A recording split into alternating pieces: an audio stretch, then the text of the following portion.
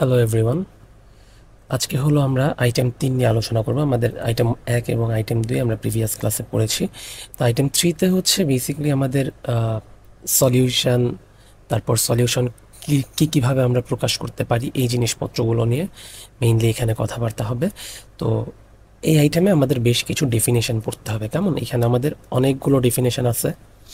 এখানে যা যা দেখতেছে এগুলো সবগুলোই আমাদের ডেফিনেশন আকারেই পড়তে হবে। তো ডেফিনেশন পড়ার ক্ষেত্রে যেটা করতে হবে সেটা হলো যে আমাদের লেকচার ক্লাসে যেই ডেফিনেশনগুলো দিয়ে দিবে আমরা সেই ডেফিনেশনগুলো পড়বো। কেমন?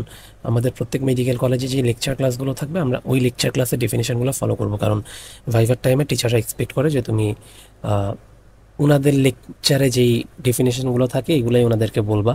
অ্যান্ড এটাকে কিন্তু তুমি রেফারেন্স হিসেবে বলতে পারবা, যে যখন জিজ্ঞেস করবে যে এই ডেফিনেশনটা তুমি কোত্থেকে পড়ছো তুমি কিন্তু বলতে পারবা যে এটা আমাদের লেকচারে এরকম ছিল। কেমন? তো চলো আমরা হচ্ছে আমাদের আজকের ক্লাসের মেইন টপিকগুলো হচ্ছে এগুলো।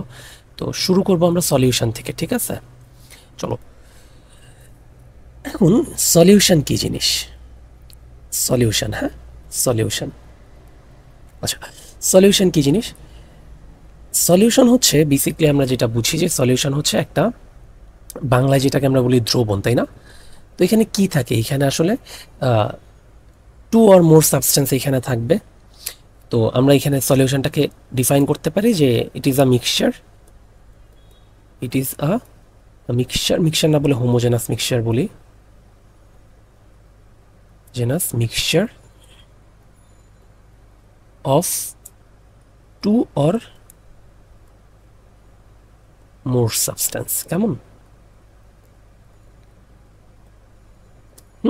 এখানে টু অর মোর সাবস্টেন্স, কারণ একটা দিয়ে তো আর সলিউশন হবে না, তাই না? শুধু তুমি ওয়াটার রেখে দিচ্ছ, এটা কি কোনো সলিউশন হবে? হবে না। তো আমাদের সলিউশন বানানোর জন্য দুইটা অথবা তার বেশি পরিমাণ সাবস্টেন্স মিক্সড করলে তখন আমরা এটাকে সলিউশন আকারে বলবো। এখন একটা সলিউশনের কয়টা পার্ট থাকে আমরা জানি। সলিউশনের হচ্ছে মেইনলি পার্ট থাকে দুইটা, একটা হচ্ছে সলিউট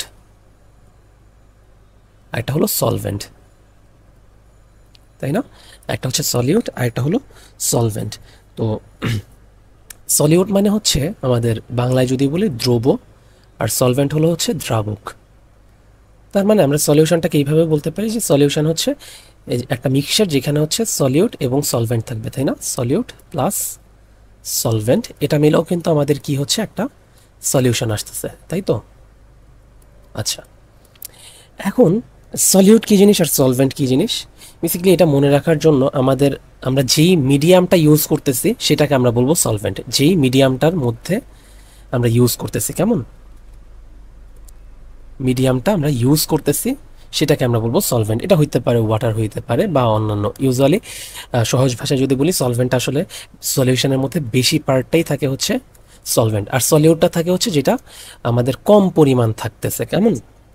এখানে আমরা যে কোনো কিছু, যদি আমরা ধরো একটা NaCl এর একটা সলিউশন বানাচ্ছি, NaCl এর একটা সলিউশন, লিকুইড সলিউশন, তাইলে এখানে তোমার সলভেন্ট কী হবে? ওই যে আমরা যে লিকুইড বানানোর জন্য যে ওয়াটারটা ইউজ করতেছি সেটা হচ্ছে আমার সলভেন্ট হবে, এবং যে NaCl সল্টটা ইউজ করতেছি সেটা হচ্ছে আমার সলিউট হবে, ঠিক আছে? তাহলে আমরা সলিউট হিসেবে লিখতে পারি যেটা কম পরিমাণ থাকে, ঠিক আছে? কম পরিমাণ থাকে সেটাকে আমরা বলবো হচ্ছে সলিউট। কেমন? ঠিক আছে, এবার ক্লাসিফিকেশন পড়বো আমরা। এটা খুব ইম্পর্টেন্ট একটা কোশ্চেন, এটা ইম্পর্টেন্ট, এটা রিটেনে আসে এবং ভাইভাতেও খুব কমনলি এটা জিজ্ঞেস করা হয়, ঠিক আছে? রিটেন প্লাস ভাইভা বোথ, ঠিক আছে? এখন ক্লাসিফিকেশনের ক্ষেত্রে আমরা সলিউশনকে মেইনলি দুইটা ভাগে ভাগ করব। একটা হচ্ছে কোয়ালিটেটিভ আর একটা হলো কোয়ান্টিটেটিভ।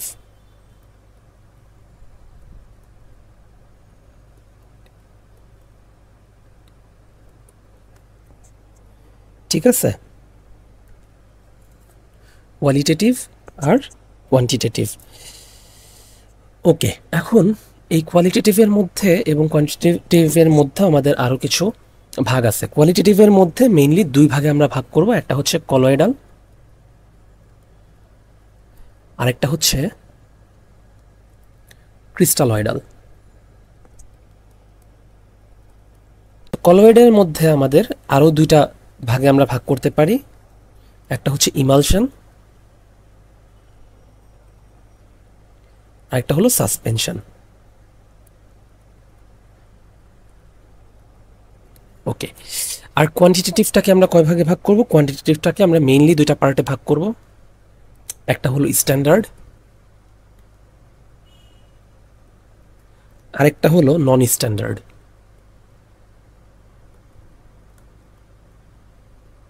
একটা স্ট্যান্ডার্ড আর একটা নন স্ট্যান্ডার্ড, কেমন?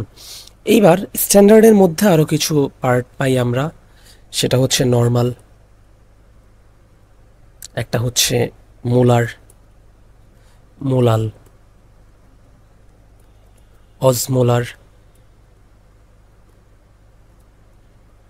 অজমোলাল।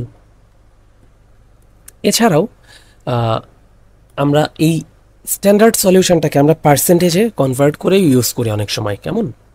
পার্সেন্টেও আমরা এটাকে ইউজ করি। কিভাবে? ওই যে আমরা পড়ছিলাম, মনে আছে, W/V, W/W অ্যান্ড V/V। হ্যাঁ, এইভাবে আমরা প্রকাশ করে থাকি, ঠিক আছে?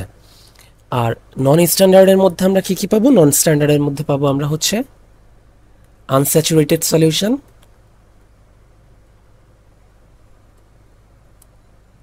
স্যাচুরেটেড সলিউশন, আর হলো সুপার স্যাচুরেটেড সলিউশন।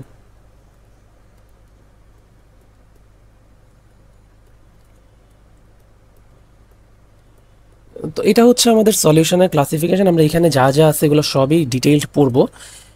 তো ভিতরে যাওয়ার আগে একটু জাস্ট এইটুকুন মাথায় রাখি আমরা, যে স্ট্যান্ডার্ড সলিউশন আর নন স্ট্যান্ডার্ড সলিউশন কাদেরকে বলতেছি। স্ট্যান্ডার্ড সলিউশন হচ্ছে বেসিকলি ওই সলিউশনটা যেটার ক্ষেত্রে আমাদের সলিউশনের মধ্যেকার সলভেন্ট এবং সলিউটের পরিমাণ সম্পর্কে আমাদের জানা আছে, ঠিক আছে? সেই ধরনের সলিউশনকে আমরা স্ট্যান্ডার্ড বলি। আমরা বাংলা ডেফিনেশনটা পড়ছিলাম যে স্ট্যান্ডার্ড বা আদর্শ, আদর্শ দ্রবণ বলতে আমরা কি বুঝি? যার কম্পোনেন্টগুলোর পরিমাণ আমাদের জানা থাকে, তাদেরকে আমরা আদর্শ সলিউশন বলি, তাই না? ঠিক আছে, এবার আসো, এবার আমরা এখানের প্রত্যেকটা জিনিসপত্র নিয়ে একটু একটু করে জানবো। এখান থেকে আমাদের এই ডেফিনেশনের পার্টগুলো শুরু হবে, ঠিক আছে? তো আমি আবারও বলতেছি, ডেফিনেশনগুলো আমরা লেকচার ক্লাসে যেইভাবে পড়াচ্ছি সেইগুলো নিয়ে আমরা পড়বো, ঠিক আছে? Standard solution. স্ট্যান্ডার্ড সলিউশনকে আমরা কীভাবে বললাম একটু আগে, যে যেই সলিউশনের ক্ষেত্রে আমাদের কনসেন্ট্রেশনটা জানা থাকবে, তাইলে সলিউশন অফ নোন কনসেন্ট্রেশন, ঠিক আছে? এই ধরনের সলিউশনকে আমরা কি বলবো? একটা স্ট্যান্ডার্ড সলিউশন বলবো, ঠিক আছে? ঠিক আছে, এবার স্ট্যান্ডার্ড সলিউশন গেল, এরপরে আসলো হচ্ছে normal solution. Normal solution, normal solution কি জিনিস? যে আমার যদি 1 লিটারের একটা দ্রবণে 1 গ্রাম ইকুইভ্যালেন্ট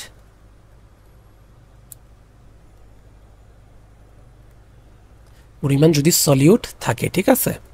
1 লিটার দ্রবণে যদি আমার 1 গ্রাম ইকুইভ্যালেন্ট সলিউট থাকে, তখন সেটাকে আমরা বলবো নর্মাল সলিউশন। তো এই গ্রাম ইকুইভ্যালেন্ট বলতে কি বোঝায়, বা এই ইকুইভ্যালেন্ট জিনিসটা কি? সেটা হইতেছে, আমার ইকুইভ্যালেন্ট জিনিসটা দিয়ে আমরা যেটা বুঝাই সেটা হচ্ছে যে আমার মোলার ওয়েটটা থাকে, ঠিক আছে? আমার যে মলিকিউলার ওয়েটটা থাকে, ধরো সোডিয়াম হাইড্রোক্সাইড, এইটার ইকুইভ্যালেন্ট পরিমাণটা আমরা কেমনে বের করব, বা গ্রাম ইকুইভ্যালেন্টটাকে আমরা কিভাবে কনভার্ট করব?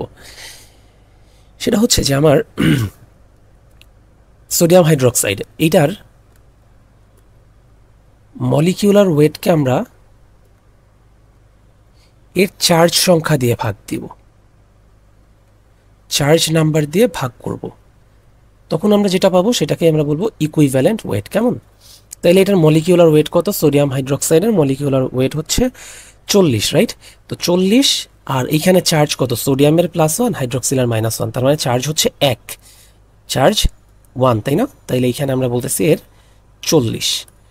একইভাবে আমি যদি সোডিয়াম সালফিউরিক অ্যাসিড এটা চিন্তা করি, H2SO4, এইটার তাইলে আমার গ্রাম ইকুইভ্যালেন্ট কত হবে?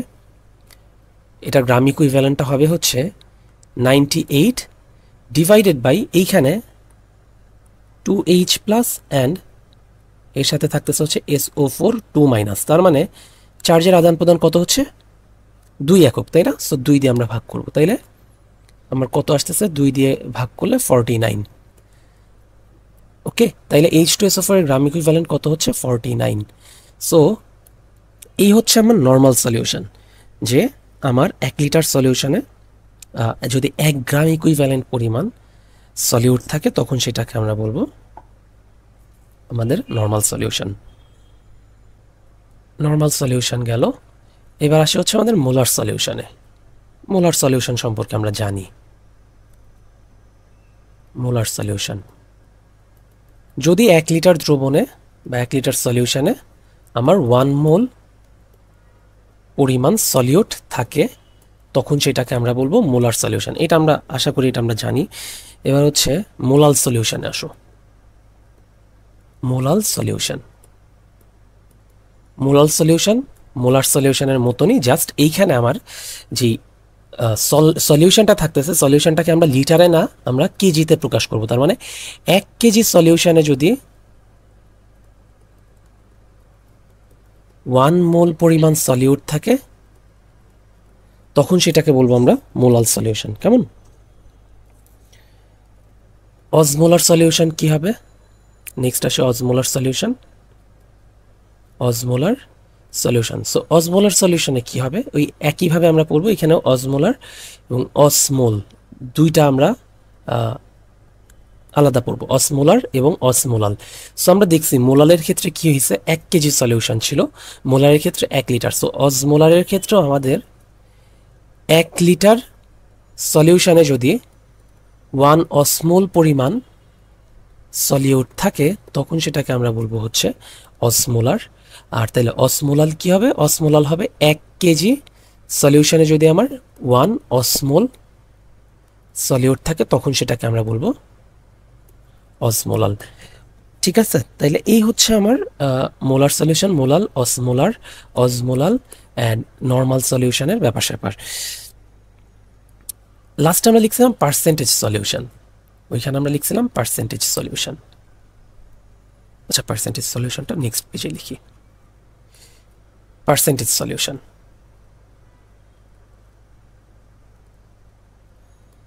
পার্সেন্টেজ সলিউশন কি হবে? আমরা জানি যে আমরা যদি এই তোমার সলিউশনটাকে যদি আমরা পার্সেন্টেজে কনভার্ট করে প্রকাশ করি তখন সেটাকে আমরা বলবো পার্সেন্টেজ সলিউশন। কীরকম হইতে পারে? আমরা লিখি যে 5% NaCl W/V সলিউশন। দেখো এটা কিন্তু আমার একটা স্ট্যান্ডার্ড সলিউশন, কারণ কি? কারণ আমি জানতেছি আমার দ্রবণের পুরো ব্যাপারটাই আমি জানতেছি, যেটা 5%। 5% W/V এটার মানে কি? মাথায় রাখবে, এই ভিটা হচ্ছে আমার সলিউশন বুঝাচ্ছে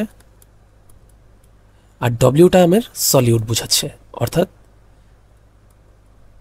প্রথম যে এককটা থাকতেছে বা প্রথম যে পার্টটা থাকতেছে এটাতে আমরা সলিউট বুঝবো, আর পরের যে পার্টটা থাকতেছে সেটাকে আমরা বুঝবো হচ্ছে সলিউশন। কেমন?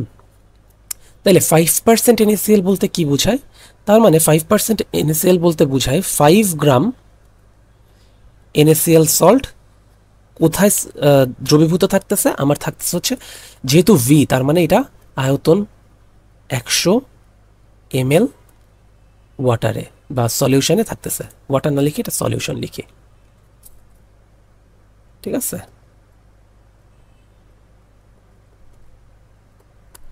একশো ml সলিউশনে থাকতেছে, এটাকে আমরা তখন বলবো W/V অথবা ওয়েট ভলিউম সলিউশন। ঠিক আছে, ওয়েট ভলিউম সলিউশন গেল। দেন আসবে হচ্ছে ওয়েট সলিউশন। ওয়েট সলিউশন এটা তাহলে কি?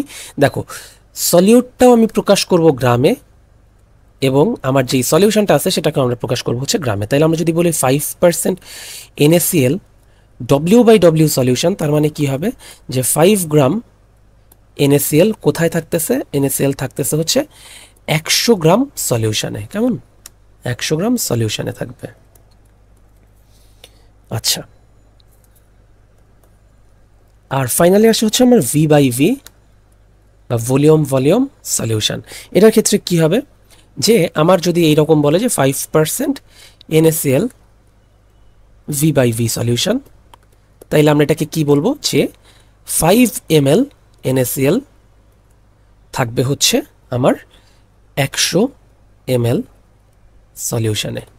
ঠিক আছে, তার মানে এখানে আমরা এই পার্সেন্টেজের ক্ষেত্রে জাস্ট এইটুকুন মাথায় রাখি যে আমাদের প্রথমটা দিয়ে আমরা সলিউট বুঝাবো, দ্বিতীয়টা দিয়ে আমরা সলিউশন বুঝাবো, এবং প্রথমটা দিয়ে আমরা কি মিন করতেছি, অর্থাৎ ডাব্লিউ এর এককটা কি, এখানে ডাব্লিউ এর এককটা থাকতেছে হচ্ছে গ্রাম, আর ভি এর এককটা হচ্ছে এমএল বা লিটার, তুমি হচ্ছে যেটাতেই কনভার্ট করো। মেইনলি এটা হচ্ছে তোমার ভলিউম বুঝাচ্ছে, সো এখানে আমার লিটার এককে আমরা এটাকে প্রকাশ করব। ঠিক আছে, ওকে। এইবার আমাদের স্ট্যান্ডার্ড সলিউশন পড়া শেষ। এবার হচ্ছে আমাদের নন স্ট্যান্ডার্ড সলিউশনের মধ্যে আমরা পড়ছিলাম কি কি, আমরা হচ্ছে পড়ছিলাম আনস্যাচুরেটেড সলিউশন, স্যাচুরেটেড সলিউশন, আর হচ্ছে সুপার স্যাচুরেটেড সলিউশন।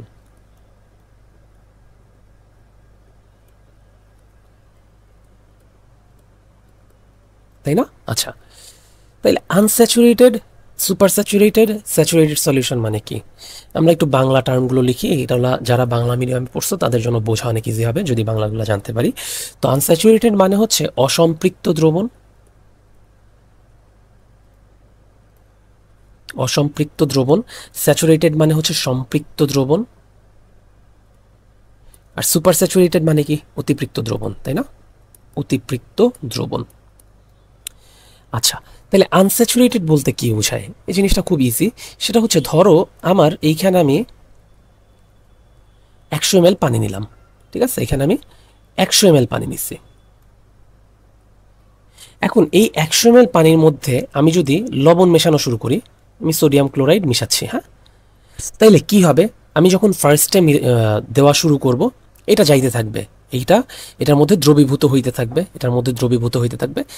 একটা সার্টেন টাইম যাওয়ার পরে কি হবে, আমার এই দ্রবণটার মধ্যে ওই আমার একটা সার্টেন টাইম পর কি হবে, যে আমি যখন আরও সোডিয়াম ক্লোরাইড অ্যাড করব তখন আর এটা দ্রবীভূত হবে না, রেদার নিচে হচ্ছে অধক্ষেপ বা প্রিসিপিটেট করা শুরু করবে। ঠিক আছে, এখন তার মানে কি, আমার এই যে যেই পয়েন্টে যে আমার maximum amount of sodium chloride পানিতে দ্রবীভূত হয়েছে, এর থেকে বেশি সোডিয়াম ক্লোরাইড দিলেই আমার অধক্ষেপ পড়তেছে বা প্রিসিপিটেশন হচ্ছে, এই পয়েন্টটাকে আমরা বলবো স্যাচুরেটেড সলিউশন বা স্যাচুরেশন পয়েন্ট। অর্থাৎ যেই পরিমাণ আমরা সলিউট মিশাইলে আর এক্সট্রা আমরা মিশাইতে পারবো না, সেটাকে আমরা বলবো স্যাচুরেটেড সলিউশন। ঠিক আছে, সো ধরে নাও আমার এইটাতে আমি এই 100 ml পানির মধ্যে 25 গ্রাম আমি সোডিয়াম ক্লোরাইড যখন মিশাবো, এই 25 গ্রাম সোডিয়াম ক্লোরাইড একদম প্রপারলি মিশে যাবে, একদম প্রপারলি মিশে যাবে। এর থেকে 1 গ্রামও যদি বেশি দাও তখন সেখানে কি হয়ে যাচ্ছে, অধক্ষেপ পড়তেছে। তার মানে এই 25 গ্রাম সোডিয়াম ক্লোরাইড ওয়ালা যে সলিউশনটা পাচ্ছি, এটাকে আমরা বলবো হচ্ছে স্যাচুরেটেড সলিউশন। ঠিক আছে, এবার 25 গ্রামের থেকে কম আমি যখন দিচ্ছি, ধরো আমি এখানে 20 গ্রাম NaCl অ্যাড করলাম, তাইলে কি আমার এইখানে আমি আরও 5 গ্রাম অ্যাড করতে পারবো না?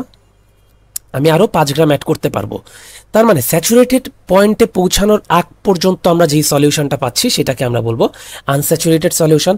এবং স্যাচুরেটেড সলিউশনের উপরে আমরা যত এক্সট্রা অ্যাড করতেছি, এক্সট্রা অ্যাড করার কারণে কি হচ্ছে, যে প্রিসিপিটেশন হচ্ছে, তাই না?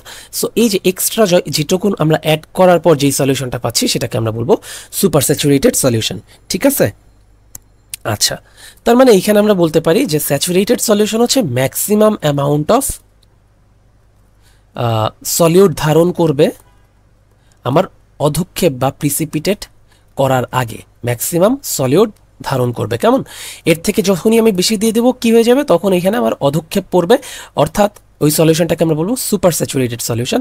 আর আনস্যাচুরেটেড সলিউশন হচ্ছে আমার এই স্যাচুরেটেড সলিউশন বানানোর আগে আমরা যে কোনো সলিউশনকে আমরা বলতেছি হচ্ছে আনস্যাচুরেটেড সলিউশন।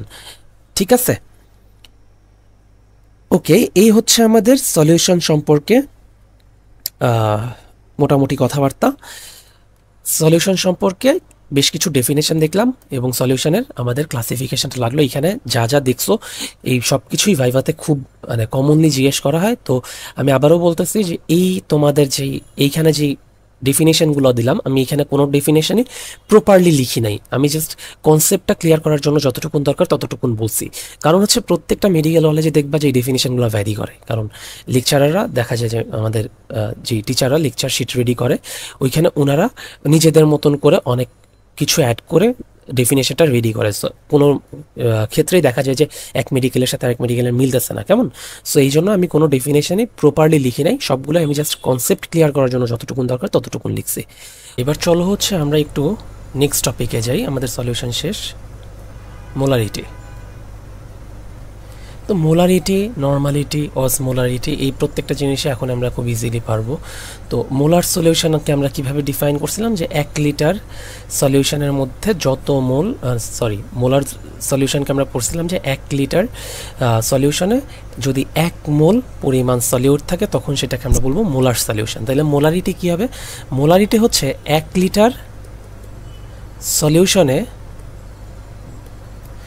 যত মোল সলিউট থাকবে, ঠিক আছে, তাকে আমরা বলবো হচ্ছে molarity. The number of mole that is present in 1 litre solution, এটাকে আমরা বলবো হচ্ছে মোলারিটি, কেমন? আচ্ছা, ঠিক আছে। তাহলে নর্মালিটি কি হবে? যে নর্মালিটির ক্ষেত্রে আমরা পড়বো হচ্ছে যে 1 লিটার সলিউশনে যত গ্রাম ইকুইভ্যালেন্ট পরিমাণ সলিউট থাকতেছে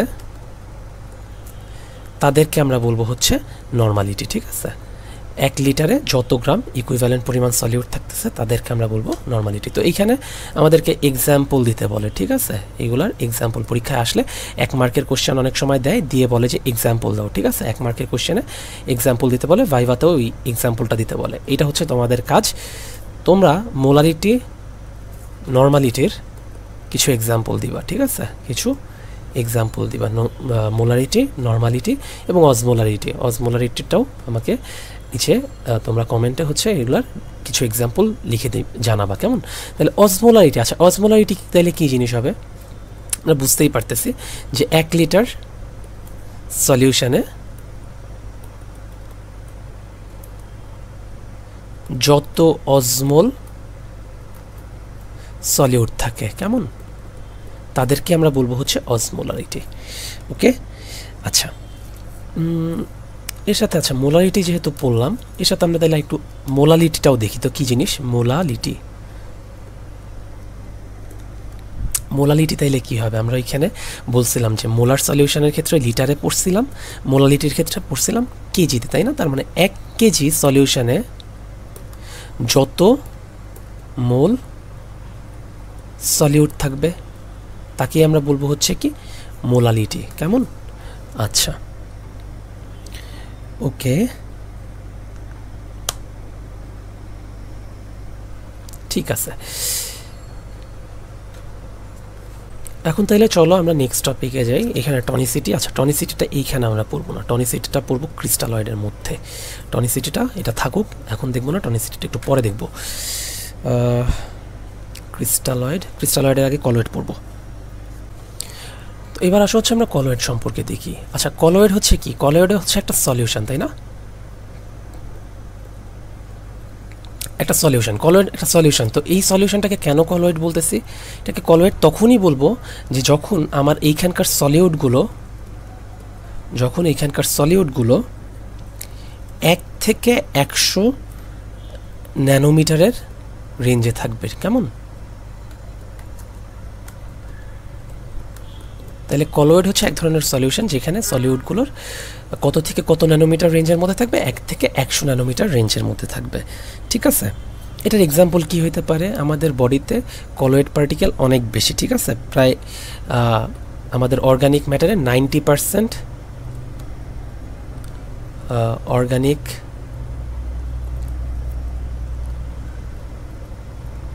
ম্যাটার অফ লিভিং টিস্যু হচ্ছে কলয়েড, ঠিক আছে। তো এইখানে আমাদের এক্সাম্পল কি হইতে পারে? এক্সাম্পল যেহেতু দেখতেই পারতেছে যে অর্গানিক ম্যাটারগুলো 90% হচ্ছে কলয়েড, তার মানে আমাদের আলটিমেটলি প্রোটিন, স্টার্চ, গ্লাইকোজেন, এগুলো সবই কি? এগুলো সবই হচ্ছে আমার কলয়েড পার্টিকেল, কেমন? আচ্ছা, এখন এই যে আমার যে কলয়েড পার্টিকেলগুলো আছে, এই কলয়েড পার্টিকেলগুলোর যদি কোনো আমার সলিউশনের ক্ষেত্রে সলিউটের সলিউটের সাইজটা যদি 1 ন্যানোমিটারের থেকে ছোট হয়, 1 ন্যানোমিটারের ছোট হয়, তখন সেটাকে আমরা বলবো ট্রু সলিউশন। কি বলবো? ট্রু সলিউশন বলবো। আর যদি আমার 100 ন্যানোমিটারের বেশি হয়ে যায়, সলিউটের পরিমাণ বা সলিউটের সাইজ যদি 100 ন্যানোমিটারের থেকে বেশি হয়ে যায়, তখন যেটা হয়, তখন আমাদের প্রিসিপিটেট হবে বা প্রিসিপিটেশন হবে। ঠিক আছে,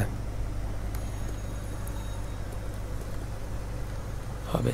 তার মানে একটু খেয়াল করে দেখো তো, 1 থেকে ছোট হইলে এটাকে আমরা ট্রু সলিউশন বলতেছি, আর 100 ন্যানোমিটার উপরে গেলে এখানে প্রিসিপিটেশন হচ্ছে। তার মানে কলয়েড হচ্ছে আমার বেসিক্যালি একটা ট্রু সলিউশন, এবং প্রিসিপিটেশন হওয়ার মধ্যবর্তী অবস্থাটাকে আমরা বলতেছি হচ্ছে কলয়েড। কেমন?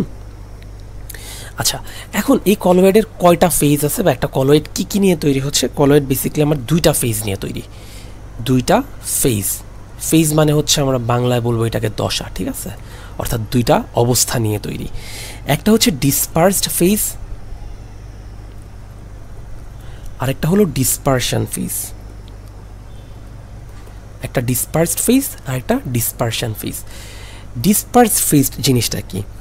এইটা হচ্ছে আমার ওই যে কলয়েড যে পার্টিকেলগুলো আছে, পার্টিকেলগুলো হচ্ছে আমার ডিসপার্সড ফেজের মধ্যে থাকবে। পার্টিকেলগুলো এটার মধ্যে থাকবে। কেমন? কলয়েডাল পার্টিকেলগুলো হচ্ছে ডিসপার্সড ফেজের মধ্যে থাকবে। আর ডিসপারশন মিডিয়াম তাইলে কি জিনিস? যেই মিডিয়ামের মধ্যে আছে, অর্থাৎ সলিউশনটা যেই মিডিয়ামের মধ্যে প্রিপেয়ার করা হয়েছে, সেটাকে আমরা বলবো ডিসপারশন মিডিয়াম। এটা ওয়াটার হইতে পারে। কেমন? তো এই হচ্ছে আমার 2টা ফেজে একটা কলয়েডাল সলিউশন থাকবে। ঠিক আছে, আমরা আলাদা করে বলতে পারি ডিসপার্স, এটা হচ্ছে সলিউট, আর এটা হচ্ছে আমার সলিউশন বা সলভেন্ট বলতে পারি। কেমন? এটা হচ্ছে আমার একটা কলয়েডাল সলিউশনের হচ্ছে 2টা ফেজ। এখন এটা ক্লাসিফিকেশন যদি আমরা করতে চাই, যে আমাদের কলয়েড সলিউশনকে আমরা কয়টা ক্লাসে ভাগ করতে পারি, বেসিক্যালি এটাকে আমরা 2টা ক্লাসে ভাগ করি। 2 টাইপের হয়, একটা হচ্ছে লিপোফোবিক আর একটা হচ্ছে লিপোফিলিক। আচ্ছা, লিপোফোবিক আর লিপোফিলিক, এটা যদি আমার হচ্ছে, আমরা এখানে লিপিড হিসেবে যেহেতু আসছি, মানে ফ্যাটের মধ্যে যদি আমরা কলয়েডটা চিন্তা করি যে সলিউশনটা হচ্ছে আমাদের ডিসপারশন মিডিয়ামটা ফ্যাট, তখন আমরা এটাকে লিপোফিবিক বা লিপোফিলিক বলতেছি। যদি এটা আমার পানির মধ্যে থাকে, তখন সেটাকে হাইড্রোফোবিক অ্যান্ড হাইড্রোফিলিক বলবো। হাইড্রোফোবিক অ্যান্ড হাইড্রোফিলিক বলবো। কেমন? হাইড্রোফিলিক। বেসিক্যালি এখানে 2টা টাইপের মধ্যে কি, ফোবিক মানে কি? ফোবিক মানে হচ্ছে ভয় পাওয়া, তাই না? ভয় বা বিকর্ষণ হওয়া, আমরা সায়েন্সে এটাকে বিকর্ষণ হিসেবে বলি। আর ফিলিক মানে হচ্ছে আকর্ষণ টাইপের বোঝায়, তাই তো? তার মানে এইখানে আমার যে কলয়েডাল পার্টিকেলগুলো আছে, এই যে লিপোফোবিকের ক্ষেত্রে আমার যে কলয়েডাল পার্টিকেলগুলো আছে, এই পার্টিকেলগুলো এই ডিসপারশন মিডিয়া থেকে বিকর্ষিত হবে বা ডিসপারশন মিডিয়া থেকে দূরে দূরে থাকবে। ঠিক আছে, এই ধরনের সলিউশনকে আমরা বলবো হচ্ছে, বা এই ধরনের কলয়েড জাতীয় পদার্থকে আমরা তখন বলবো হচ্ছে লিপোফোবিক। আর যদি হচ্ছে অ্যাট্রাকশন হয় এদের মাঝখানে, তখন এটাকে বলবো লিপোফিলিক। কেমন? আরেকটা নাম আমরা বলতে পারি, এই 2টাকে যদি আমি একসাথে বলতে চাই, তাইলে বলতে পারি সলভেন্ট হিয়ারিং। আচ্ছা, সলভেন্ট হিয়ারিং। আর এটাকে বলতে পারি সলভেন্ট লাভিং। ঠিক আছে, আশা করি এটা বুঝিয়ে দিতে পারছি। হ্যাঁ, আচ্ছা, এটা হচ্ছে আমাদের কলয়েডের তাহলে ফেজ দেখলাম, আমরা কলয়েডের টাইপগুলো আমরা দেখলাম। এইবার আসো হচ্ছে কলয়েডের প্রপার্টি দেখব আমরা। প্রপার্টিস,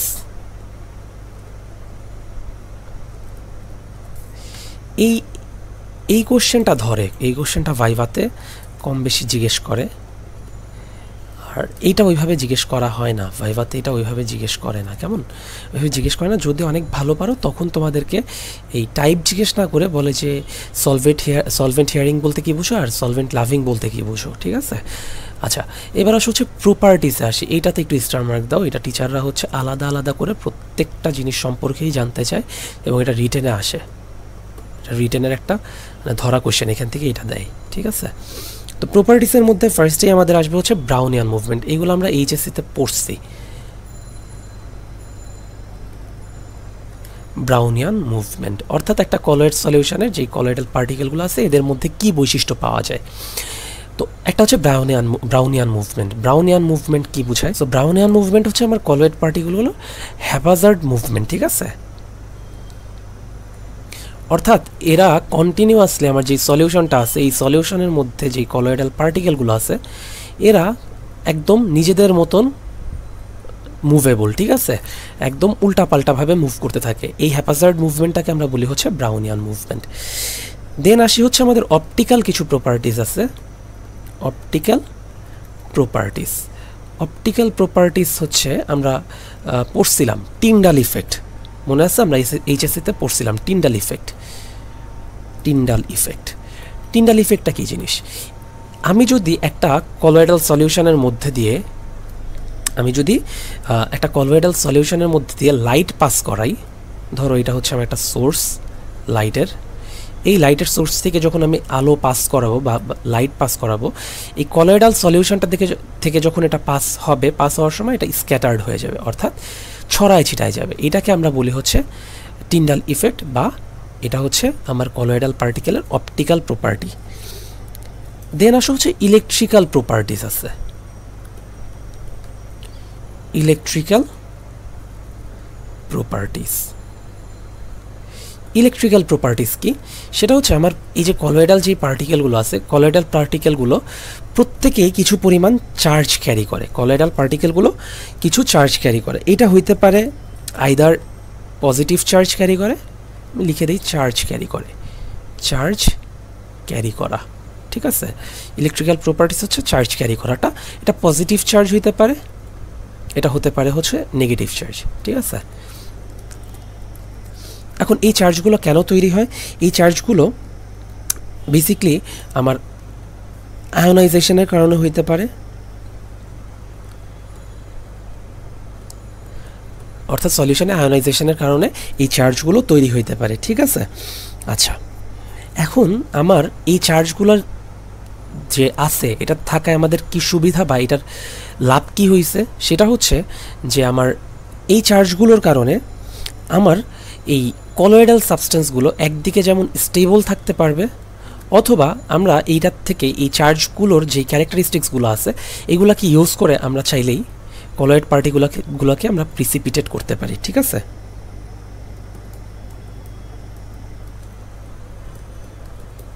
করতে পারি, ঠিক আছে?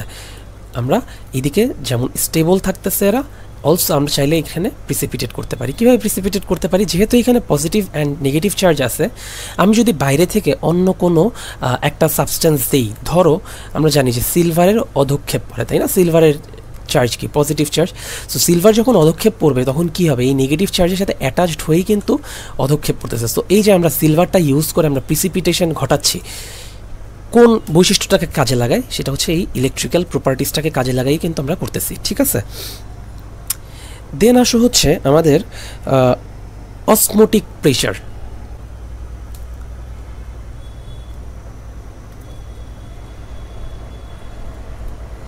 অসমোটিক প্রেশার কি জিনিস? অসমোটিক প্রেশার হচ্ছে যেই প্রেশারটার কারণে আমার অসমোসিস হয়, তাই না? অসমোসিস হয়। এখন এই যে অসমোসিস হয়, এখানে একটা জিনিস মাথায় রাখবা, এই অসমোসিস হওয়ার ক্ষেত্রে আমার পার্টিকেল যত ছোট হবে এই অসমোটিক প্রেশারটা তত বেশি হবে। তাইলে অসমোটিক প্রেশার কি হবে? তখন তত বেশি হবে। পার্টিকেল যত ছোট, অসমোটিক প্রেশার তত বড়। এখন কলয়েডালগুলো আমরা দেখলাম যে ট্রু সলিউশন হচ্ছে 1 ন্যানোমিটারের থেকে ছোট হইলে তখন সেটাকে আমরা বলি ট্রু সলিউশন। যেহেতু কলয়েডাল পার্টিকেলগুলো 1 ন্যানোমিটার থেকে 100 ন্যানোমিটারের মধ্যে, তার মানে এটা একটু বড় সাইজের, তাই না? তাইলে এখানে আমরা লিখতে পারি যে আমাদের এই অসমোটিক প্রেশারটা কি হবে? যেহেতু পার্টিকেলগুলো বড়, আমরা দেখতেছিলাম যে যত ছোট হবে অসমোটিক প্রেশার তত বেশি হবে। সো পার্টিকেল যেহেতু বড়, তাইলে অসমোটিক প্রেশার কি হবে? কলয়েডাল পার্টিকেলের অসমোটিক প্রেশার ইউজুয়ালি কম হয়, ঠিক আছে? নেক্সট আসি হলো আমাদের যে কলয়েডাল পার্টিকেলগুলো আছে এগুলো হচ্ছে নন ডায়ালাইজেবল। এটা আমরা সামনে দেখব। এখন নন ডায়ালাইজেবল মানে কি? এটা হচ্ছে বেসিকলি আমরা ডায়ালাইসিস সম্পর্কে জানি, তাই না? তো যেহেতু এই পার্টিকেলগুলো বড়, এই পার্টিকেলগুলো যেহেতু বড়, সো আমি যদি এখানে একটা সেমি পারমিয়েবল মেমব্রেন ইউজ করি, সেমি পারমিয়েবল মেমব্রেন ইউজ করলে যেটা হবে, এই পার্টিকেলগুলো আমার এই সেমি পারমিয়েবল মেমব্রেনটা ভেদ করে চলে আসতে পারবে না, ঠিক আছে। তার মানে এই কলোয়েডাল সাবস্টেন্সগুলো আমার এইখানে থেকে যাবে। এখন আমি যদি এইখানে কলোয়েডাল এবং ক্রিস্টালয়েড সাবস্টেন্স থাকে, কলোয়েডাল এবং ক্রিস্টালয়েড অর্থাৎ কলোয়েডের থেকে ছোট পার্টিকেল থাকে, সেই ছোট পার্টিকেলগুলো কিন্তু আমার এইখান থেকে এই সেমি পারমিয়েবল মেমব্রেন দিয়ে বের হয়ে আসবে, তাই না? তার মানে কি আমার আলটিমেটলি কে রয়ে যাচ্ছে? কলোয়েডাল পার্টিকেলগুলো রয়ে যাচ্ছে। এই যে কলোয়েডাল পার্টিকেলগুলো এই সেমি পারমিয়েবল মেমব্রেনটা ভেদ করতে পারতেছে না, এটাকেই আমরা বলি হচ্ছে নন ডায়ালাইজেবল প্রপার্টি, ঠিক আছে। আমরা এই ডায়ালাইসিসটা আরও ডিটেইল জানবো, জাস্ট এইখানে এতটুকুন মাথায় রাখো যে কলোয়েডাল সাবস্টেন্সগুলো আমার সেমি পারমিয়েবল মেমব্রেনটা ভেদ করতে পারে না, ঠিক আছে। আচ্ছা, লাস্ট প্রপার্টি হচ্ছে ডোনান মেমব্রেন ইকুইলিব্রিয়াম। ডোনান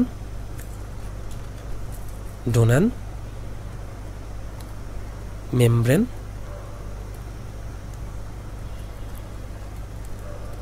ইকুইলিব্রিয়াম।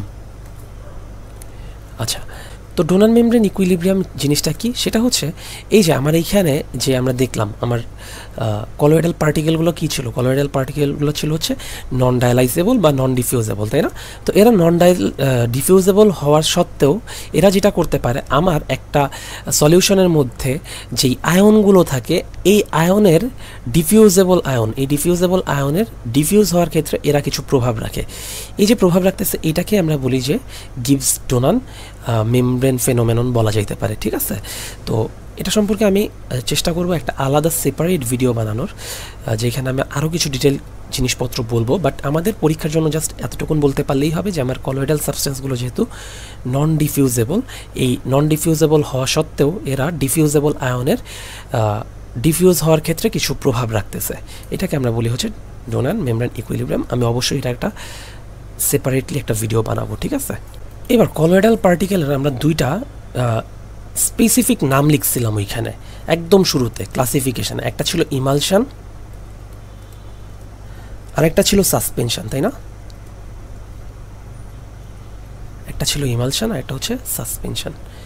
তো ইমালশন বলতে কি বোঝায়? ইমালশন বলতে বোঝায় যে আমার বেসিকলি যেই দুইটা, যে আমার যেহেতু এটা সলিউশন, একটা কলোয়েডাল সলিউশন, একটা সলিউশন, সো এখানে আমাদের সলিউট এবং সলভেন্ট, এরা দুইটাই যদি লিকুইড ফর্মে থাকে, তখন এটা ইমালশন হবে। বাট এই দুইটা লিকুইড যে থাকবে এদের কম্পোজিশন ডিফারেন্ট হবে, ঠিক আছে। কম্পোজিশন ডিফারেন্ট হবে। কীরকম হইতে পারে?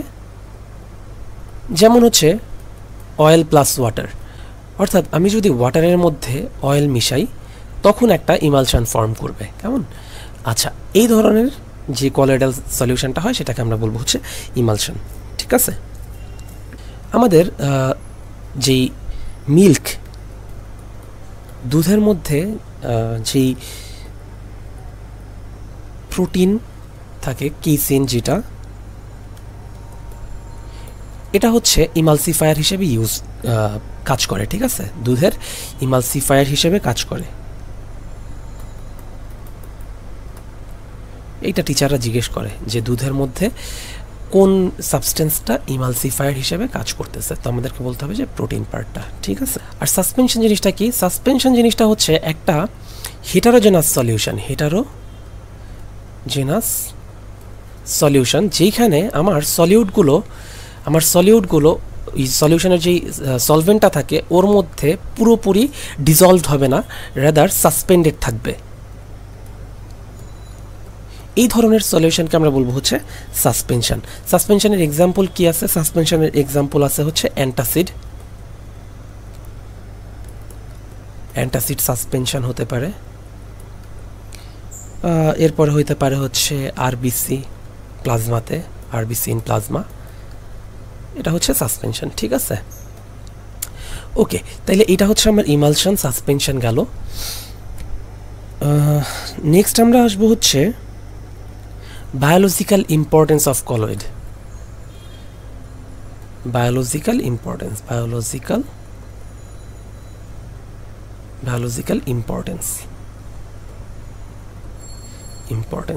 আচ্ছা, বায়োলজিক্যাল কি ইম্পর্টেন্স থাকতে পারে? আমার বডির মধ্যে যেই ব্লাডগুলো আছে অথবা মিল্ক অথবা সেরেব্রোস্পাইনাল ফ্লুইড,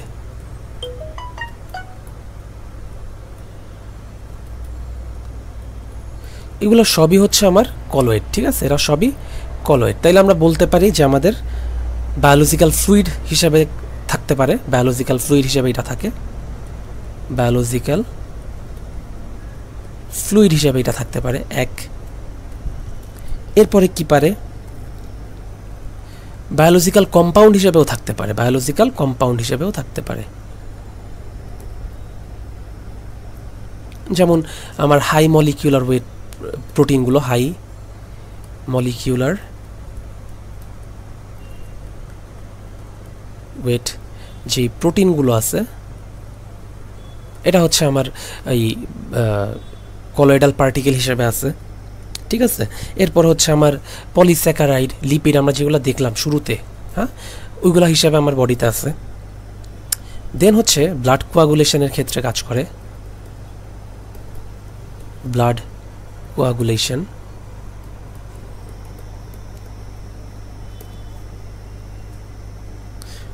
যেখানে হচ্ছে আমার ব্লাডটা থাকে একটা সলিউশন হিসেবে, তাই না? ব্লাডটা কিভাবে থাকে, ফার্স্টে একটা সলিউশন হিসেবে থাকে, অ্যান্ড আলটিমেটলি এটা কিসে কনভার্ট হয়ে যায়, জেলে কনভার্ট হয়ে যায়। অ্যান্ড জেলও কিন্তু ওয়ান কাইন্ড অফ আমার তোমার হচ্ছে কলয়েড সাবস্টেন্স, তাই না? এই যে এখানে আমরা যেটা দেখলাম যে ইমালশন, সাসপেনশন, এগুলো কিন্তু আমার জেল হিসেবে পাওয়া যায়, তাই না?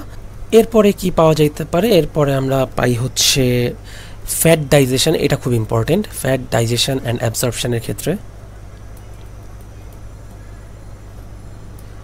অ্যাবজর্পশনের ক্ষেত্রে ওই যে বিভিন্ন ধরনের ইমালশন ফর্ম করে, মাইসেলি ফর্ম করে, এইগুলো হচ্ছে কিন্তু আমার ফ্যাট ডাইজেশনের ক্ষেত্রে কাজ করে, তাই না? সো এই যে তোমার মাইসেলি ফর্ম করা বা কাইলোমাইক্রন ফর্ম করা, এগুলো কিন্তু আমার এই যে কলয়েডাল যে সলিউশন আছে এই নীতির উপর বেস করেই কাজ করতেছে। ঠিক আছে, আচ্ছা। অ্যান্ড আমাদের এই যে কলয়েডাল পার্টিকেলগুলোর একটা প্রপার্টিস আমরা দেখছিলাম, নন ডিফিউজেবল, তাই না?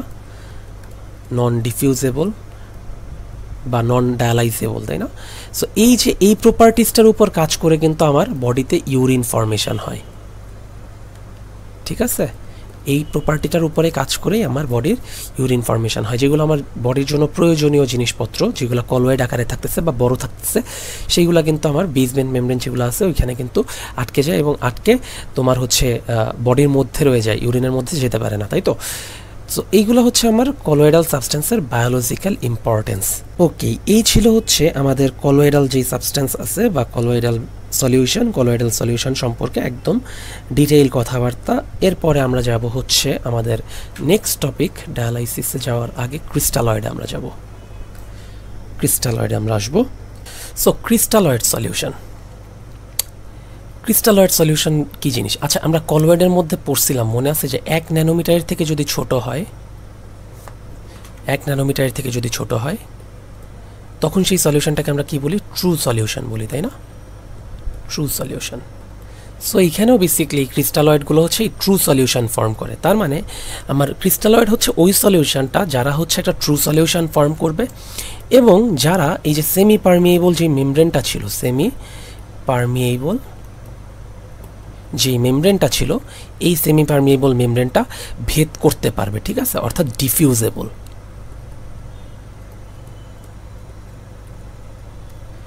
সেমি পারমিয়েবল মেমব্রেনটা ভেদ করতে পারবে, সো এরা হচ্ছে ডিফিউজেবল। কেমন? ওকে, এটাই হচ্ছে আমাদের ক্রিস্টালয়েড সলিউশনের ডেফিনেশন। ঠিক আছে, আচ্ছা, কারা হইতে পারে? আমার বডির ছোট ছোট যেই পার্টিকেলগুলো আছে তারা কিন্তু হচ্ছে সবাই ক্রিস্টালয়েড। যেমন হচ্ছে বিভিন্ন ধরনের electrolytes, sodium ion, potassium ion, calcium ion, এরা। তারপরে আছে হচ্ছে মিনারেলস হতে পারে,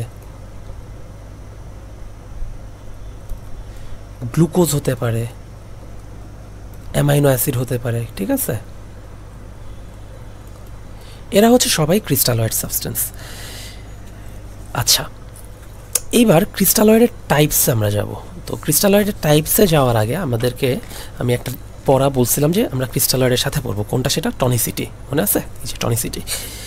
সো টনিসিটি জিনিসটা আমরা ক্রিস্টালয়েডের সাথে পড়বো বলছিলাম। আসো এবার একটু তাইলে টনিসিটি সম্পর্কে জানি। টনিসিটি জিনিসটা আসলে কি? টনিসিটি হচ্ছে আমার, টনিসিটিও একটা, ওই যে আমরা মোলারিটি যেরকম পড়ছি কনসেন্ট্রেশনের ক্ষেত্রে, এইখানেও এটা হচ্ছে এক টাইপ অফ কনসেন্ট্রেশন। এটা হচ্ছে টনিসিটি, হচ্ছে একটা কনসেন্ট্রেশন। কাদের কনসেন্ট্রেশন? যে কোনো একটা সলিউশনে নন পারমিয়েবল অসমোটিক্যালি অ্যাক্টিভ সলিউটের। তাহলে টনিসিটি কি? টনিসিটি হচ্ছে একটা কনসেন্ট্রেশন। কাদের কনসেন্ট্রেশন? নন পারমিয়েবল অসমোটিক্যালি অ্যাক্টিভ সলিউটের কনসেন্ট্রেশন। আচ্ছা, অসমোটিক্যালি অ্যাক্টিভ মানে কি? অসমোটিক্যালি অ্যাক্টিভ মানে যারা হচ্ছে অসমোটিক প্রেশার প্রডিউস করতে পারে, ঠিক আছে? অসমোটিক প্রেশার প্রডিউস করতে পারে। ওকে ওকে, অসমোটিক প্রেশার প্রডিউস করতে পারবে, তারাই হচ্ছে আমার অসমোটিক্যালি অ্যাক্টিভ পার্টিকেল। হ্যাঁ, আচ্ছা। সো অসমোটিক প্রেশার তৈরি করা মানে কিন্তু আলটিমেটলি অসমোসিস হওয়া, তাই না? ওকে, তাইলে টনিসিটি আমরা বলতে পারি যে টনিসিটি হচ্ছে একটা কনসেন্ট্রেশন। কাদের? নন পারমিয়েবল অসমোটিক্যালি অ্যাক্টিভ সলিউটের একটা কনসেন্ট্রেশন, ঠিক আছে? আচ্ছা, তাইলে এরা যেটা বলতেছিলাম যে এরা যেহেতু অসমোটিক্যালি অ্যাক্টিভ, তার মানে অসমোটিক প্রেশার জেনারেট করতেছে, অ্যান্ড এখানে অসমোসিস হচ্ছে। তার মানে অসমোসিস কখন হয়? যখন আমার দুইটা সলিউশন একটা সেমি পারমিয়েবল মেমব্রেন দিয়ে ডিভাইডেড থাকবে, ঠিক আছে? সলিউশন, তার মানে দুইটা সলিউশন যখন সেপারেট থাকতেছে একটা সেমি পারমিয়েবল মেমব্রেন দিয়ে, তখন এইখানে অসমোসিস হবে। আচ্ছা, অসমোসিস কিভাবে হয়? অসমোসিস আমরা পড়ছি যে বেশি কনসেন্ট্রেশন থেকে কম কনসেন্ট্রেশনের দিকে হয়। তার মানে আমরা বলতে পারি যে আমার যেইখানে টনিসিটি বেশি থাকতেছে,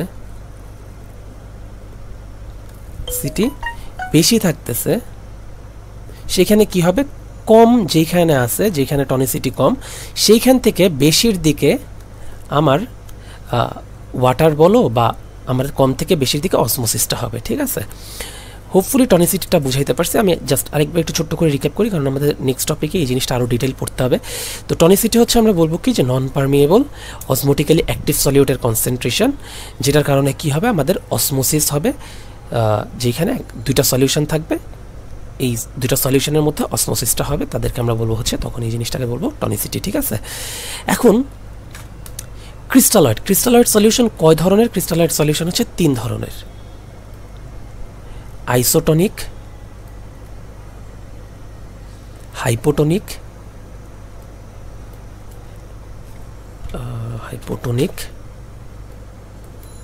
অ্যান্ড হাইপারটনিক, ঠিক আছে?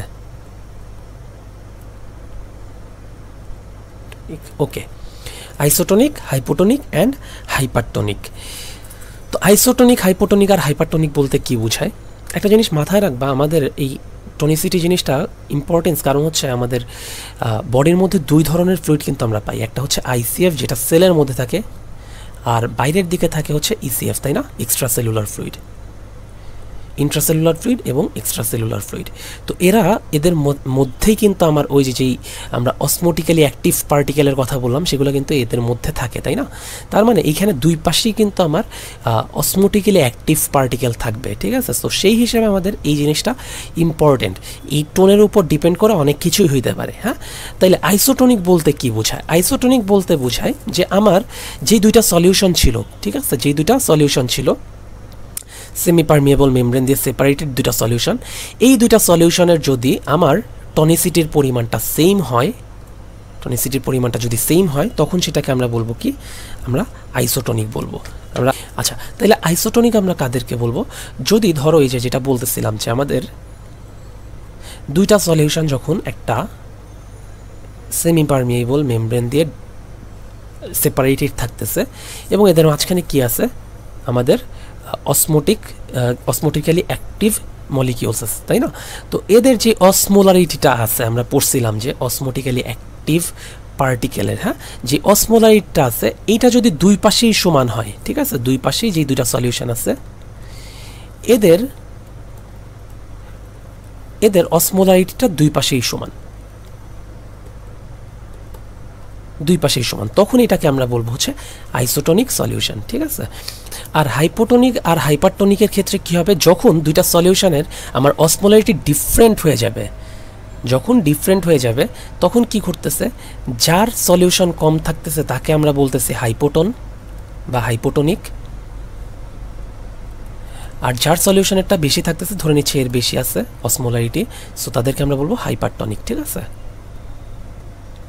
অর্থাৎ যখন ডিফারেন্ট থাকতেছে যার কম আছে তাকে আমরা বলতেছি হাইপো, হাইপো মানে কম, হ্যাঁ, আর হাইপার মানে বেশি, তাইলে যার অসমোলারিটি বেশি তাদেরকে আমরা বলবো হাইপারটনিক, আর যাদের ক্ষেত্রে কম তাদেরকে বলবো হাইপোটনিক। এখন এই জিনিসটার একটা ইম্পর্টেন্স আছে, একটা ইম্পর্টেন্স আছে কোথায়, এই যে যেই কথাটা বললাম ইসিএফ এবং আইসিএফ এর ক্ষেত্রে, এইখানে একটা ইম্পর্টেন্স আছে। ধরে নাও আমার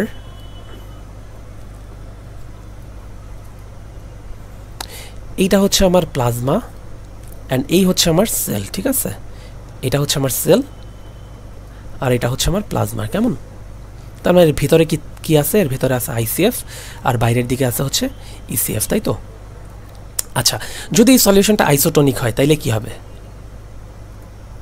যদি আইসোটনিক হয় তাহলে ধরে নেই আমরা আইসোটনিকের ক্ষেত্রে সেলের অসমোলারিটি দেখা যায় 290 মতন থাকে। ঠিক আছে, ধরে নেই আমাদের এই দুই পাশেই 290 আছে।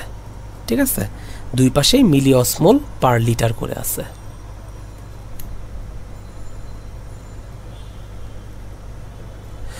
ঠিক আছে, তাইলে দেখো দুই পাশে আমার কি অসমোলারিটি সেম আছে, তাই না? আইসিএফ এবং ইসিএফ এর দুই পাশে অসমোলারিটি কি আছে, সেম আছে। যদি সেম থাকে তাইলে এটাকে আমরা কি বলবো, এটাকে আমরা বলতেছি আইসোটনিক, কারণ কি অসমোলারিটিটা সেম। আচ্ছা, তাইলে এরকম অবস্থা যদি থাকে তাইলে সেলটা খুব ভালো মতন এখানে থাকতে পারবে, সেলের মধ্যে কোনো ঝামেলা হবে না। ঠিক, আচ্ছা, হাইপোটনিকের ক্ষেত্রে আমি ধরে আমার যে সেলটা আছে, সেল না, আমরা প্লাজমা হিসেবে এটাকে হাইপোটনিক অথবা হাইপারটনিক হিসেবে বলতেছি। তাহলে হাইপোটনিক কখন হবে? হাইপোটনিক হবে যদি আমার এই প্লাজমার পরিমাণটা আমার সেলের থেকে কমে যায়, অর্থাৎ প্লাজমার যেই অসমোলারিটি এটা যদি সেলের অসমোলারিটি থেকে কমে যায় তখন সেটাকে আমরা হাইপোটনিক বলবো। ধরে নেই এই হচ্ছে আমার প্লাজমা আর এই হচ্ছে সেল। সেলের মধ্যে কত ছিল? সেলের মধ্যে 290 ছিল, 290 ছিল। আমরা ধরে নেই যে প্লাজমার মধ্যে কোনো কারণে অসমোলারিটিটা 200 হয়ে গেছে, 290 ছিল, 290 থেকে কত হয়ে গেছে? 200 হয়ে গেছে। এখন দেখো তো এইখানে আমার এই প্লাজমাটা হয়ে গেছে হাইপোটনিক, তাইলে আমার সেলের ভিতরে অসমোলারিটি বেড়ে গেছে, তার মানে কি সেলের ভিতরে অসমোটিক্যালি অ্যাক্টিভ পার্টিকেল কি বেশি না? টিক্যালি অ্যাক্টিভ পার্টিকেল বেশি হয়ে গেছে, তাই তো? বাইরের থেকে অ্যাক্টিভ পার্টিকেল বাইরের থেকে বেশি, রাইট? যদি এইটা হয় তাহলে অসমোটিক্যালি অ্যাক্টিভ পার্টিকেল কি করে? অসমোসিস ঘটাবে। অসমোসিসটা কোত্থেকে ঘটাবে? বাইরে থেকে ভেতরের দিকে, অর্থাৎ কম থেকে বেশির দিকে। আচ্ছা, এখন কম থেকে বেশির দিকে যদি পানি ঢোকা শুরু করে তাইলে হাইপোটনিক যদি হয়ে যায়, আমার প্লাজমাটা যদি হাইপোটনিক হয়ে যায়, ইভেনচুয়ালি কি আমার সেলের মধ্যে পানি ঢুকে যাবে না? অ্যান্ড সেলের মধ্যে যখন পানি ঢুকতেছে, সেলের মধ্যে পানি ঢোকার মানে কি? সেলের মধ্যে পানি ঢোকার মানে কিন্তু সেল ভলিউমটা বেড়ে যাচ্ছে, রাইট? সেল ভলিউম বেড়ে যাচ্ছে, ঠিক? আচ্ছা, এইবার এটা যদি বোঝো তাইলে আমরা হাইপারটনিকটাও খুব ইজিলি এবার বুঝতে পারবো যে আমার হাইপারটনিক মানে কি। হাইপারটনিক মানে আমার প্লাজমার অসমোলারিটিটা বেড়ে গেছে। ধরে নিলাম আমার প্লাজমা অসমোলারিটিটা 400 হয়ে গেছে, আর এইখানে হয়ে গেছে হচ্ছে 290, যেটা ছিল ওটা 290 আছে, বাট প্লাজমার যেই অসমোলারিটিটা ছিল এটা 400 হয়ে গেছে, 400 মিলি অসমোল পার লিটার হয়ে গেছে। তাইলে এখন একটু দেখো তো, সেলের ভেতরে অসমোলারিটি কম, সেলের বাইরে অসমোলারিটি বেশি, রাইট? তার মানে এখন আমার প্লাজমা কি করবে? প্লাজমা হচ্ছে কম থেকে বেশির দিকে পানি টেনে নেবে, রাইট? তার মানে এখন কি হবে? প্লাজমাতে সেল থেকে পানি ঢুকে যাবে, অ্যান্ড এই যে সেল থেকে প্লাজমার ভেতরে যে পানি চলে আসতেছে এটার কারণে কি হবে? সেল ভলিউমটা ডিক্রিজ করবে। আমি কি বুঝাইতে পারলাম এটা? তাইলে আমরা এইখান থেকে একটা জিনিস বুঝতে পারতেছি যে আইসোটনিক, হাইপোটনিক এবং হাইপারটনিক এই তিনটা জিনিসের কিন্তু ক্লিনিক্যাল ইম্পর্টেন্স আছে। কীরকম ক্লিনিক্যাল ইম্পর্টেন্স? যেটা বললাম যে আমার যদি প্লাজমা এবং সেলের অসমোলারিটিটা সেম থাকে, অর্থাৎ এরা যদি সেম টনিসিটি মেনটেন করে, সেই ক্ষেত্রে কিন্তু আমার কি হচ্ছে, আমার সেলটা নর্মালি ফাংশন করতে পারবে, সেলের কোনো চেঞ্জ হবে না। অ্যান্ড আমার যখন এই প্লাজমাটা হাইপোটনিক হয়ে যাচ্ছে তখন কি হচ্ছে, সেল ভলিউমটা বেড়ে যাচ্ছে। সেল ভলিউম বাড়লে আমাদের কি হয়, সেল ভলিউম বাড়লে আমাদের ওভারহাইড্রেশন হইতে পারে, ওভারহাইড্রেশন, তারপর ইডেমা হইতে পারে। ইডেমা মানে হচ্ছে সেলে পানি জমে যাওয়া, ঠিক আছে। আচ্ছা, এটা হইতে পারে। আবার হাইপারটোনিক যেটা হচ্ছে, আমাদের হাইপারটোনিকের ক্ষেত্রে কি দেখলাম আমরা, প্লাজমার ক্ষেত্রে বা ইসিএফে আমাদের তোমার হচ্ছে পরিমাণ বেশি, তাইলে সেলের ভলিউম কমে যাচ্ছে। সেলের ভলিউম কমে যাওয়া মানে কি, আলটিমেটলি ডিহাইড্রেশন হচ্ছে, তাই না? আচ্ছা,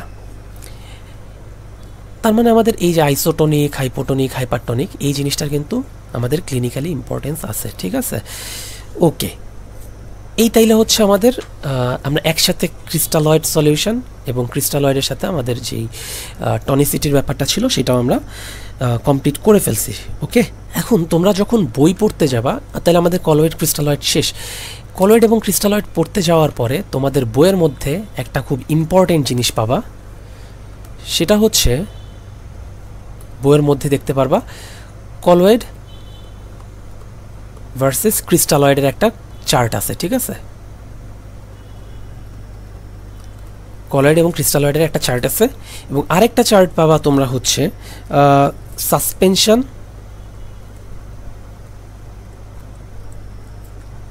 সাসপেনশনের সাথে colloid suspension versus colloid versus crystalloid, ঠিক আছে। এই দুইটা পার্থক্যের ছক তোমরা পাবা। তো এতক্ষণ যে এই জিনিসপত্রগুলো বলছি, এই কথাগুলোই ছকের মধ্যে লেখা আছে, কেমন? তো এইটা তোমাদেরকে পড়তে হবে, এটা ভাইভা এবং রিটেন দুই কেসেই কিন্তু জিজ্ঞেস করে, ঠিক আছে। হোপফুলি এটা পড়তে কোনো প্রবলেম হবে না। ইনফ্যাক্ট তুমি যদি এতক্ষণের কনসেপ্টগুলো এমনি বুঝতে পারো, এগুলো তুমি নিজে থেকেই বলতে পারবা, ঠিক আছে। কীরকম হইতে পারে আমরা অলরেডি দেখলাম যে ক্রিস্টালয়েডের ক্ষেত্রে সাইজ কতটুকুন হয়, ক্রিস্টালয়েডের সাইজ হয় 1 নিউরোমিটারের ছোটো, কলয়েডের ক্ষেত্রে কি হয় 1 থেকে 100-র মধ্যে হয়, তাই না? তো আমরা হচ্ছে যেহেতু ক্রিস্টালয়েড অনেক ছোট, তাইলে এটাকে আমরা আলট্রা মাইক্রোস্কোপে দেখতে পারবো না, আমরা কলয়েডগুলা আলট্রা মাইক্রোস্কোপে দেখতে পারবো। সেমি পারমিয়েবল মেমব্রেনের মধ্যে দিয়ে কোনটা ডিফিউজ হচ্ছে, কোনটা ডিফিউজ হচ্ছে না, আমরা এইগুলা অলরেডি জানি। কোনটা অসমোটিক্যালি অ্যাক্টিভ পার্টিকেল বেশি পরিমাণ প্রেশার দিচ্ছে, এটা আমরা জানি। অলরেডি আমরা পড়ছি যে যেই পার্টিকেলের সাইজ বড়, অসমোটিক প্রেশার সে কম দিবে। সো তুমি এইগুলা থেকে কিন্তু এই ডিফারেন্সগুলো নিজে থেকেই বলতে পারবা, কেমন? তো এই দুইটা চার্ট একটু তোমরা পড়ে নিবা, কোনো জায়গায় যদি বুঝতে প্রবলেম হয় তোমরা হচ্ছে গ্রুপে কমেন্ট করে জানাবা, ঠিক আছে। এবার আসে আমাদের last topic, final topic, dialysis. Dialysis কি? ডায়ালাইসিস আমরা সব থেকে কমনলি শুনি কিডনির পেশেন্টদের ক্ষেত্রে, তাই না? কিডনির পেশেন্টদের ক্ষেত্রে আমরা শুনি যে ডায়ালাইসিস করতেছে, রাইট? কেন ডায়ালাইসিস করে? কিডনির কাজ কি? কিডনিকে আমরা এইচএসসি লেভেলে আমরা এটাকে বলতাম হচ্ছে, রেচনতন্ত্রের মধ্যে আমরা এটাকে বলতাম ছাকন যন্ত্র, তাই না? ছাকন যন্ত্র, অর্থাৎ এটা হচ্ছে আমার বডির ফিল্ট্রেশনের ক্ষেত্রে কাজ করতেছে, ছাকনি হিসেবে কাজ করতেছে। কি ছাকনি হিসেবে কাজ করে? ডায়ালাইসিস বা কিডনির ক্ষেত্রে আমার মেইন যেই কাজটা করে সেটা হচ্ছে আমার বডির ভেতরে যেই ইম্পর্টেন্ট সাবস্টেন্সগুলো আছে এগুলো সে রেখে দেয়, অ্যান্ড যেগুলো আমার বডির ক্ষতিকারক পদার্থ সেইটা কিডনি বডি থেকে বের করে দিচ্ছে, রাইট? তো যখন আমার কিডনি কাজ করতে পারতেছে না, তখন কি হচ্ছে, যেহেতু কিডনি কাজ করতে পারতেছে না, কিডনি কাজ করতে না পারার কারণে আমার বডির যে ক্ষতিকারক পদার্থগুলো আছে এগুলো আমার বডি থেকে বের হইতে পারতেছে না। দ্যাটস ওয়াই আমরা যেটা করি, আমরা তখন ডায়ালাইসিস করি। তার মানে এই ডায়ালাইসিস করার আমাদের লক্ষ্যটা কি? আমরা ডায়ালাইসিসটাকে আমরা বলতে পারি কৃত্রিমভাবে বা আর্টিফিশিয়াল ফিল্ট্রেশন হিসেবে এটা কাজ করতেছে, রাইট? তো এইখানে যেটা যেই কনসেপ্টের উপর বেস করে এই ডায়ালাইসিসটা করা হয় সেটা হচ্ছে আমার এই ক্রিস্টালয়েড অ্যান্ড কলয়েডের প্রপার্টির উপরে। ক্রিস্টালয়েড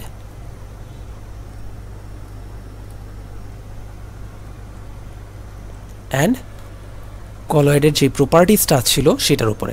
ক্রিস্টালয়েড এবং কলয়েডের কোন প্রপার্টিসটা? অবশ্যই আমরা দেখলাম যেটা যে সেমি পারমিয়েবল বা ডিফিউজেবল যে প্রপার্টিটা আছে ওইটার উপর বেস করে, ডিফিউজেবল প্রপার্টির উপর বেস করে এটা তৈরি করা হয়েছে, কেমন? তো ডিফিউজেবল প্রপার্টির উপর বেস করে এটা কী লাভ হয়েছে খেয়াল করে দেখো। ধরে নাও আমার বডির মধ্যে যে ক্ষতিকারক পদার্থগুলো আছে যে ক্ষতিকারক পদার্থগুলো আছে এটা হচ্ছে আমাদেরকে বের করতে হবে। তো আমাদের এই ক্ষতিকারক পদার্থগুলো বের করে দিতে হবে, রাইট? তো এই ক্ষতিকারক পদার্থগুলো ধরে নাও এরা হচ্ছে ক্রিস্টালয়েড ফর্মে আছে। তো আমার এইখানে যেটা আমরা করব, একটা সেমি পারমিয়েবল মেমব্রেন নিব, ওকে, অ্যান্ড বাইরের দিকে আমরা ফ্লুইড দিয়ে দিব।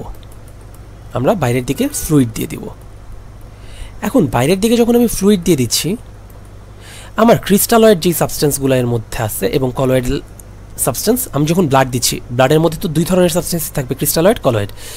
তো এই যে সেমি পারমিয়েবল মেমব্রেনটা আছে, এই মেমব্রেন ভেদ করে কে যাইতে পারবে বলো তো? কলয়েড যাইতে পারবে না ক্রিস্টালয়েড যাইতে পারবে? ডেফিনেটলি কে যাইতে পারবে? ক্রিস্টালয়েড যেতে পারবে। কলয়েড তো এর মধ্যে যেতেই পারবে না। ধরে নাও আমার এটা হচ্ছে আমার কলয়েডাল সাবস্টেন্স আর এটা হচ্ছে আমার ক্রিস্টালয়েড সাবস্টেন্স। সো এই কলয়েডাল সাবস্টেন্স তো ডেফিনেটলি এই মেমব্রেনটা ভেদ করে যেতে পারবে না, ক্রিস্টালয়েডগুলো চলে যেতে পারবে, রাইট? সো ক্রিস্টালয়েডগুলো আমি আমার বডি থেকে বের করে দিচ্ছি। এই যে বের করে দিচ্ছি সেমি পারমিয়েবল মেমব্রেন ইউজ করে, এই প্রসেসটাকেই আমরা বলি হচ্ছে ডায়ালাইসিস, ঠিক আছে? আচ্ছা, তাইলে এইখানে বুঝতে পারতেছি যে আমার এই যে ডায়ালাইসিসটা হচ্ছে, এই ডায়ালাইসিস হওয়ার ক্ষেত্রে আমরা মেইনলি কোন প্রিন্সিপালটা কাজে লাগাচ্ছি? ক্রিস্টালয়েড এবং কলয়েডের যেই ডিফিউজেবল যে ক্যারেক্টারিস্টিক্সটা আছে, এই ক্যারেক্টারিস্টিক্সটা উপর বেস করে কিন্তু আমরা ডায়ালাইসিস ঘটাচ্ছি, ঠিক আছে? এবার আসলে একটা ডায়ালাইসিস করার জন্য আমাদের কী কী লাগবে একটু দেখি। অলরেডি ছবিটা এঁকে ফেলছি। আচ্ছা, ডায়ালাইসিস করার ক্ষেত্রে আমি এই ছবিটা থেকেই দেখেন, আমার ডায়ালাইসিস করার ক্ষেত্রে দুইটা জিনিস লাগবে। একটা হচ্ছে এই জিনিসটা, যেটাকে আমরা বলবো ডায়ালাইজিং মেমব্রেন,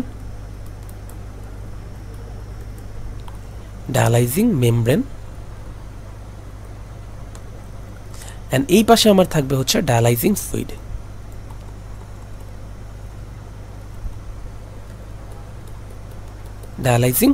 ফ্লুইড, ঠিক আছে?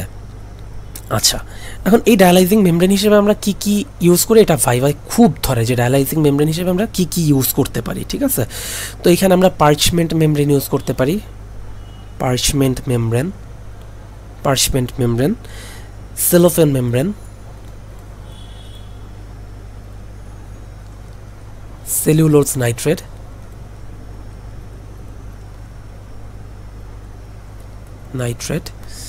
সেলুলোজ অ্যাসিটেট, এটসেট্রা, ঠিক আছে? তো এই ছাড়াও এই তিনটা বললেই মোটামুটি হয়ে যায়।